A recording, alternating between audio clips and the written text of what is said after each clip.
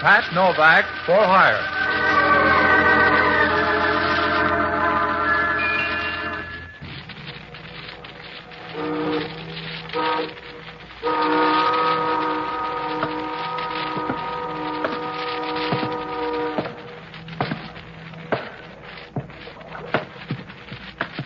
Sure. I'm Pat Novak for hire.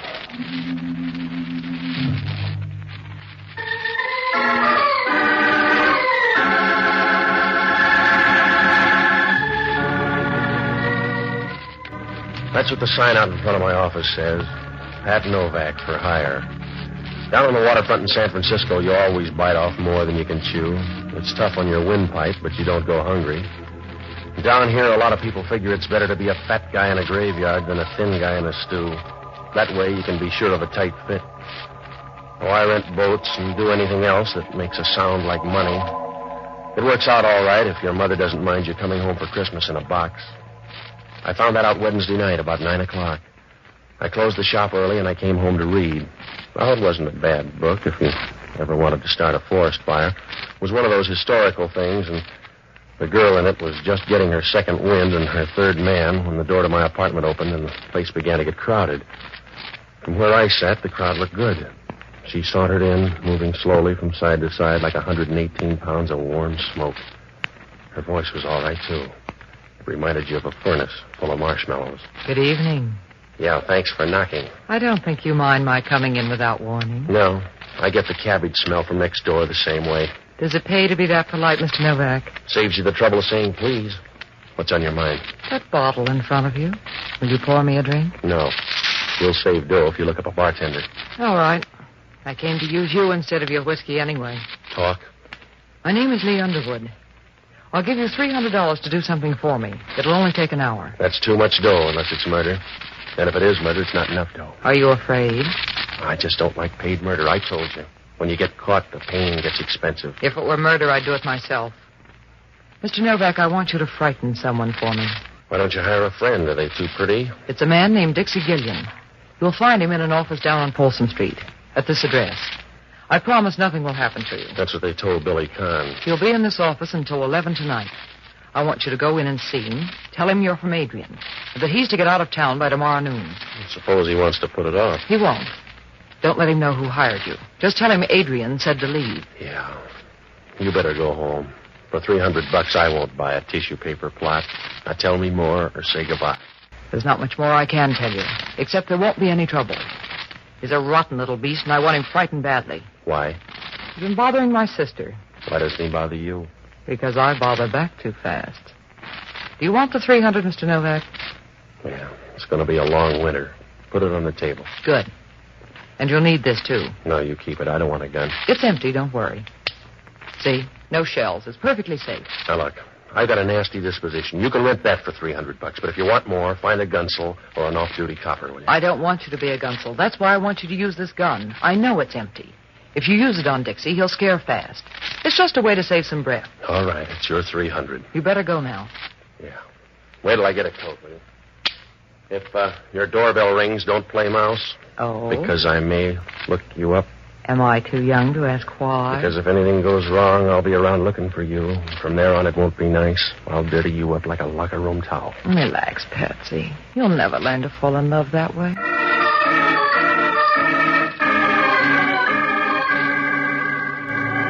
She handed me the gun and walked out of my apartment. Seeing her leave made you feel like Frank Buck losing an argument. She walked with a nice, easy swing of a satisfied leopard, and for a small leopard, she had pretty good spots, too.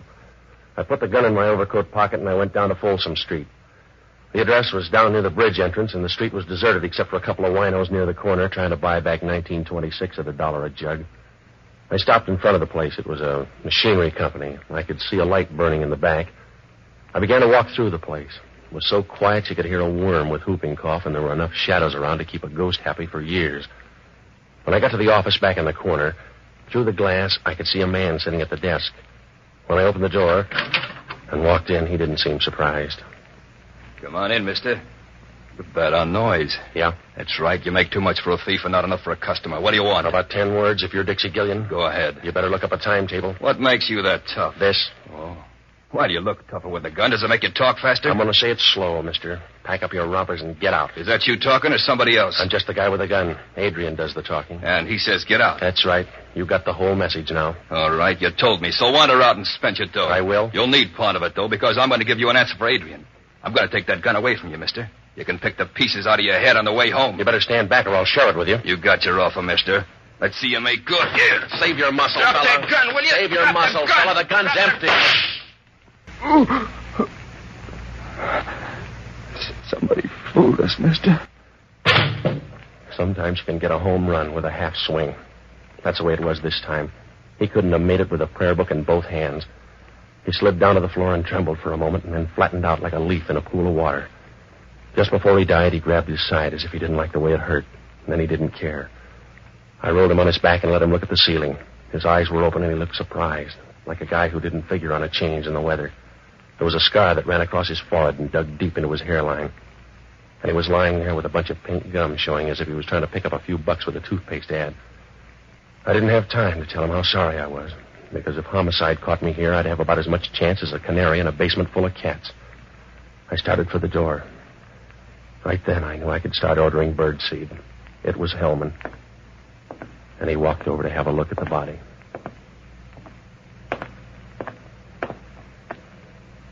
Hello, Novak. The guy looks embarrassed.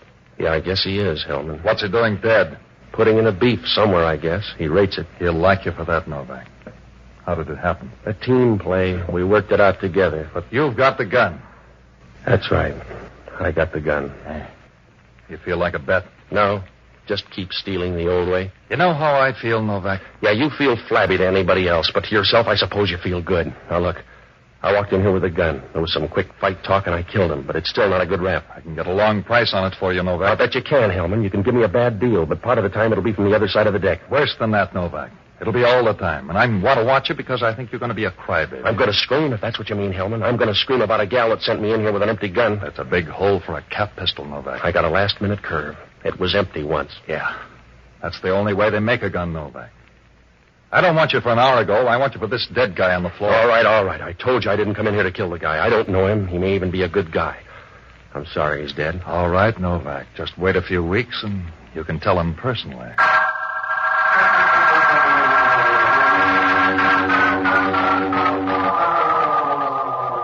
Hellman had me up against the rail, and he knew it. When we left there, he was wearing a big, toothy smile. It was big enough to sew on his ears. He called the coroner, and he told him to pick up the stiff, and then we rode downtown. He dropped the gun into ballistics, and he hauled me into his office. The reporters were there. He gave them the whole story and told them how to spell Hellman. After that, we wound up at the desk, and he booked me on suspicion of murder. The next hour and a half was the kind of stuff they don't write about in the paper. They call it interrogation. When you're finished, you've been through a lot of tight spots, like a piece of bubble gum in a set of false teeth. About 11 o'clock, Hellman brought me into his office, and from there on, it happened kind of fast. I just talked to the DA. He's going to streamline things for you. Well, he's going to look funny. Going to trial on a guy you can't identify. I won't press you. I don't have to, Novak. I've got the only parley I need. You, the dead guy, and a big, fat murder gun. Yeah. Yeah, Hellman talking. Yeah, I know it was a .38. That crazy down in ballistics, I saw him standing over the dead guy. Well, they must have made a mistake, that's all. No, I don't want him in here. I don't want him in here. Hey, Tony. Tony, You're getting pale. You need some more rouge, Hellman.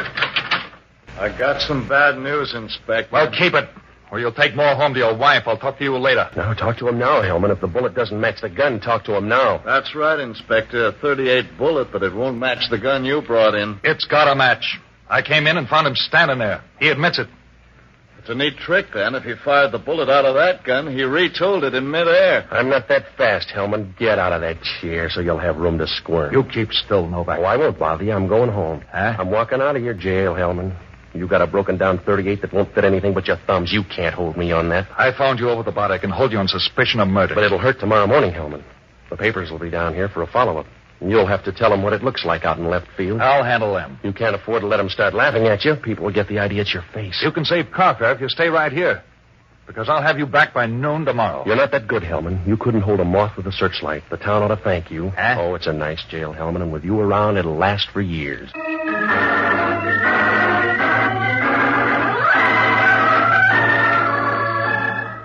return to Pat Novak in a moment.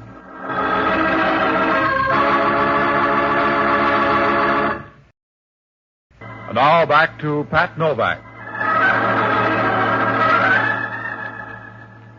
When I walked out of headquarters, I had a nice mess to juggle. It was like trying to walk the baby on a floor full of marbles. If things didn't add up for Hellman, they weren't doing any better for me.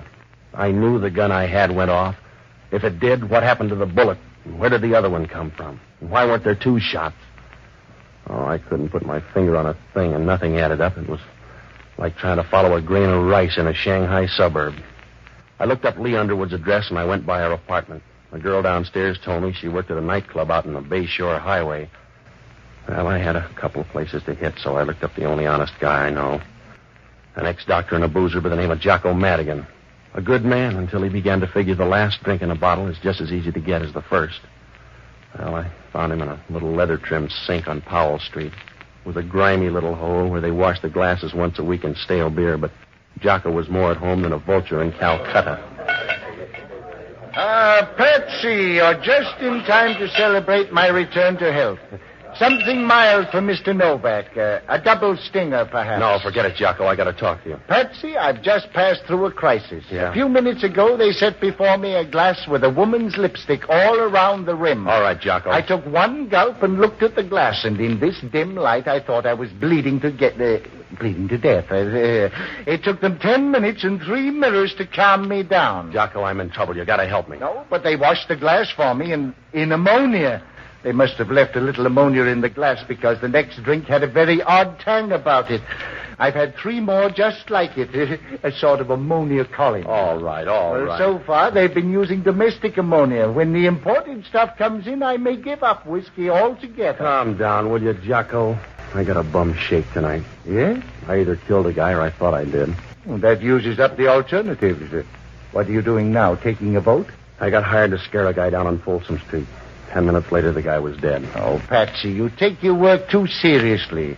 Couldn't you have just scared him into a lingering illness instead of killing him? One of the props was an empty gun. Only when the fight came, it grew bullets. Hellman walked in right after on a telephone tip. What are you doing out of the electric chair? Oh, the whole thing backfired down at headquarters. The bullet and the phony gun wouldn't match. Oh, Jocko, it doesn't add up. The call to Hellman's a tip-off. I was framed, but why wasn't I framed all the way? Well, who is the dead man? Just a guy with a falling blood count. His name was supposed to be Dixie Gillian, but there's no identification and no record on him. Oh, you shouldn't have hired out as a gunsel. I told you I didn't hire out as a gunsel. It was somebody else's idea. Oh, you have no conscience, Patsy. Just a sort of soap opera rule of thumb you put into practice now and then, but no real conscience. You'd let a dying woman lie in the middle of the highway, unless her head was resting on a pile of war bonds. All right, Jocko, I'll cry with you later. I need help now. What sort of help? I want you to break into a girl's apartment. Yes? Don't worry, she won't be home. Oh, is that supposed to be an incentive? Here, it's at this address up on O'Farrell. Her name is Lee Underwood. She's the one who hired me. Well, if the girl's not there, what am I supposed to find? Anything that'll connect her with the dead man. He's a big guy with a scar. Well, that doesn't help much. You can't miss.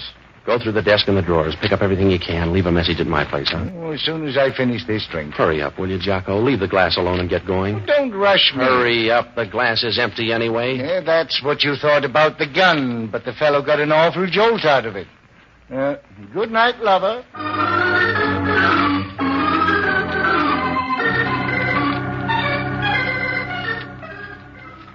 I went by a horse parlor on O'Farrell Street and borrowed a car from a guy. It was after midnight when I started down the Bayshore Highway, and about a half hour later I pulled up in front of the Cat's Paw. It was a long, rambling place on the left side of the road. No, there was no plan. It just followed the erosion line until they ran out of material. There was enough neon in front to light a main intersection in heaven.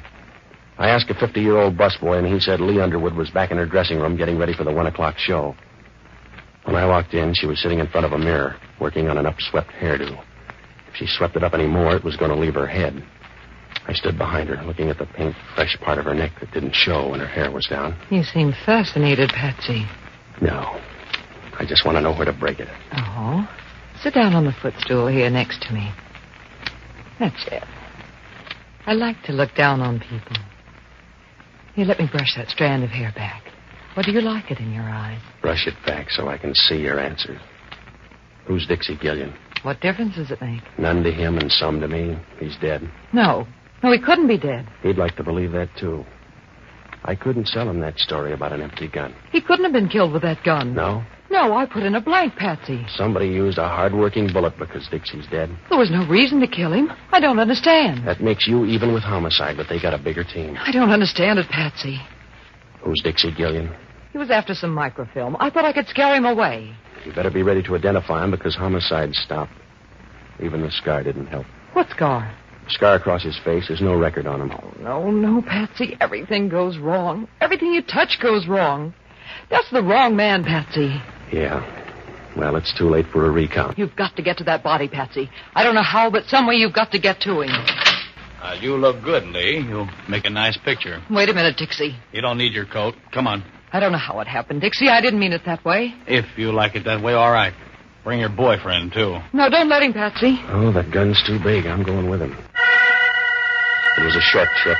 He led us out of the dressing room and down a thin hall to the back door. On the way past the kitchen, you could smell onions and used grease, and that's all you noticed, except the sound of a jukebox somewhere out in front, and someone laughing in a loud, mirthless way. When we got to the door, it was raining outside. We walked about 40 feet, over near some trees where the dark was working overtime, and the gunsel made her stop. And that's where it happened. She's going to get wet, mister. You'll have a little trouble yourself.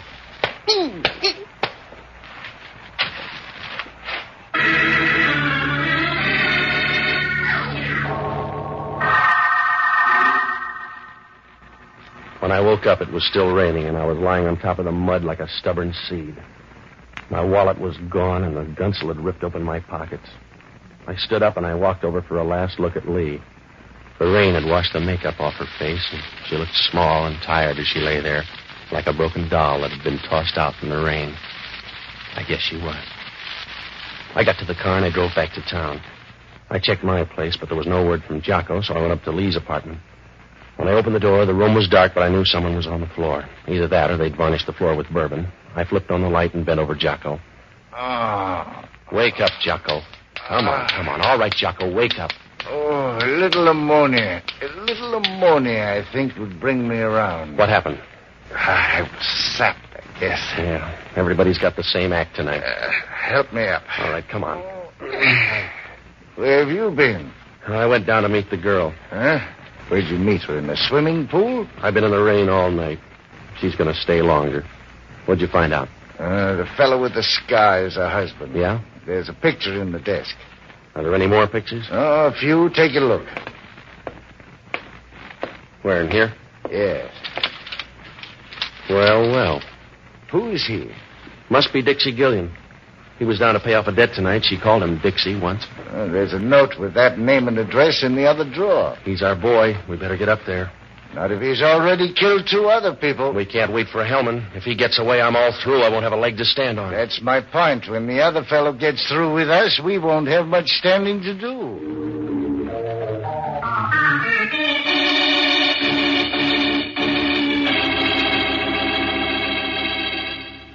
I felt better now. Gillian was the only guy left in the picture, so I dragged Jocko up to his place. It was an apartment on Post Street. The elevator operator took us to the 8th floor and said that Gillian had come in a few minutes before. There was no answer, so we tried the door and it was open.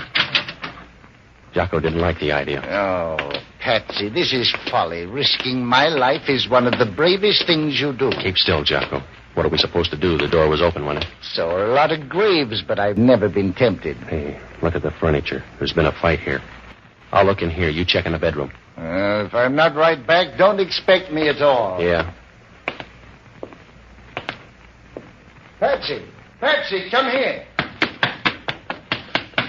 Yeah? There's somebody on the fire escape. Stand back here. He's not moving. He was leaning that way when I first saw him. I'll get on this side. You raise the window. Go easy, Jocko. Can you see him from there? Raise it a little more. Yeah.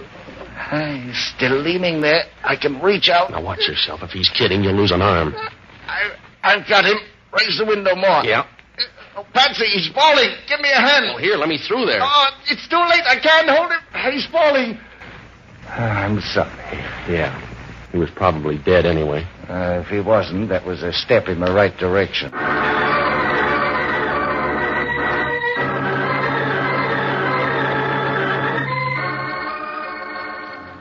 Oh, it was an easy night to die.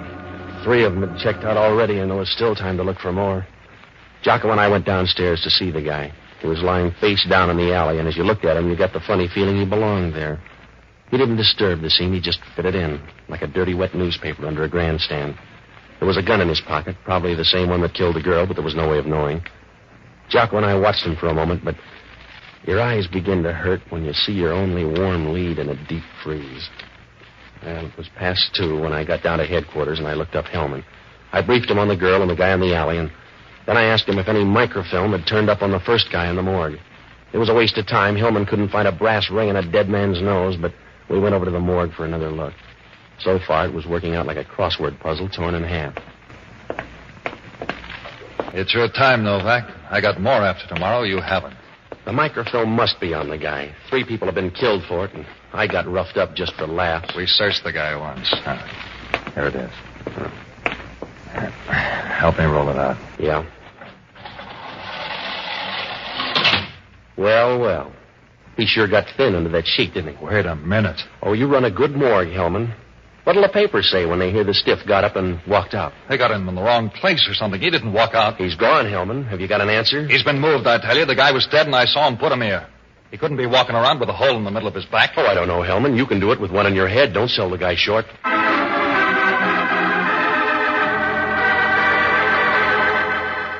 We'll return to Pat Novak in a moment.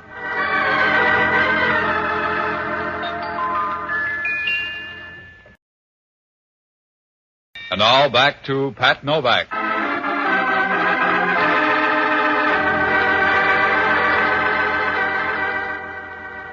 When Hellman found out the body was gone, he stood there and stared at the empty slab. And then he started looking around in a nervous way, like a man trying to find the sugar bowl at a restaurant counter. A few moments later, he turned and walked out of the morgue, and we were halfway downtown when it happened. It must have hit us at the same time, sharp and quick, like a piece of candy in a bad tooth. That guy back in the alley had come off that slab in the morgue. We got out to Dixie's place, and we began to check. There was a phone operator downstairs, and she said Dixie had put through a call about 2 hours ago. Hellman checked the number, and it was the ticket office of a railroad. We got downtown, and we ran through the timetable. There was a train leaving the Oakland Mole in 40 minutes. Oh, it was an outside chance, but tonight that was the only kind for sale. We got down in time to slide on the last ferry over to the Mole. It was still dark out when the ferry pulled away from the slip and started across the bay. Over toward the Berkeley Hills, it was beginning to get light. The sky was the color of a bruised spot on a man's arm. We'll get up to the pilot house and tell him not to dock until we've gone through all the passengers. He doesn't have to be in on this one. He'll check the train when he gets there. Wait a minute. You don't have to check. There's your boy. Where? Up there. On the rail. Now, you better go easy. He's not a scale model. Just walk quietly until we're behind him. Yeah.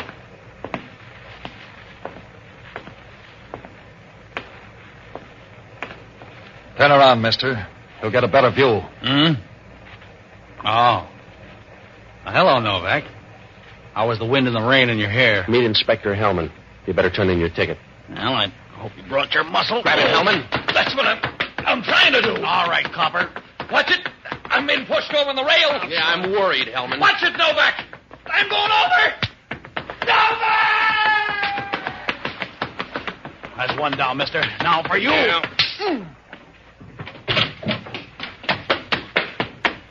Well, I landed on the deck, and I watched him disappear in the dark. Halfway down, the guy turned in. I followed him down the ladder and along the main deck. He ducked into one of the engine spaces, and I started in to look for him. Oh, it didn't take long, because he turned out to be helpful. You got the idea yet, Novak? I'll come closer. Tell me then, huh? Suit yourself, but I'll knock you down hard when you show. Hey, watch that platform. You're backing into trouble. Stay back there, Novak. Watch out for that platform. You're backing into that engine. Look out.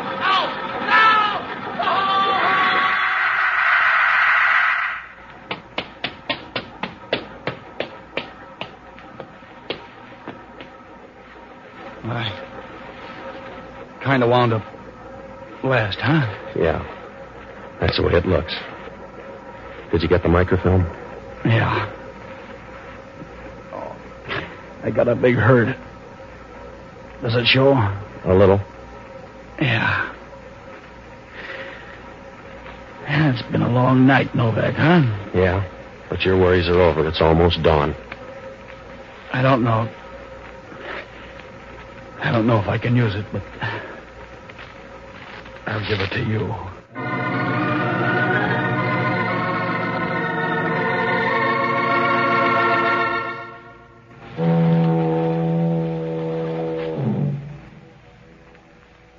Well, they fished Hellman out of an oil slick a few minutes later. It was the first time his hair ever looked good. Dixie Gillian lasted long enough to piece the story together for homicide. Lee Underwood was on the level. She knew her husband was carrying microfilm and was worried, so she hired me to scare off Gillian. It might have worked, too, because Adrian was too big for Gillian to argue with. But the first slip came when Lee's husband went by to make a deal with Dixie without telling her. Well, when I jumped him, Dixie was outside and figured it was a double cross. He didn't have time to figure it, but he killed him with a silencer when Lee's phony gun went off. Well, he spent the rest of the time looking for the microfilm. That's why Jocko got sapped and the girl got hers. And by that time, Dixie knew the microfilm was still on the dead man. The only way he could be sure was to get the body out of the morgue. He took it up to his apartment, and when he got the film, he planted the gun and put the body on the fire escape. It was safer that way. There was a 50-50 chance the police would miss it the first time around, and he'd have a fair lead. It almost worked out for him, except for that phone call. The microfilm? Well, it was in a capsule next to the roof of the guy's mouth. Yeah, so old it was new again. Well, Hellman asked only one question. In that fight, did I have anything to do with pushing him against the rail? I told him. Sometimes those ferry boats roll as much as 45 degrees. Be sure to join us next Sunday evening and every Sunday, same time, same station, for radio's newest show, Pat Novak for Hire. Franklin Evans speaking. This is ABC, the American Broadcasting Company.